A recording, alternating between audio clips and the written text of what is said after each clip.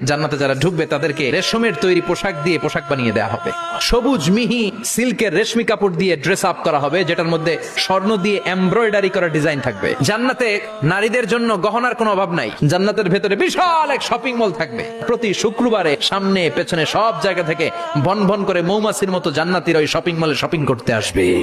ইচ্ছে মতো দেদারসে পোশাক কিনবে, ইচ্ছে মতো শপিং করবে, টাকা দেয়া লাগবে না, ক্রেডিট কার্ড লাগবে না। এবার জান্নাতের আবহাওয়া সম্পর্কে জানি। প্রচন্ড রোদ হবে না, বৃষ্টি হবে না, তুফান হবে।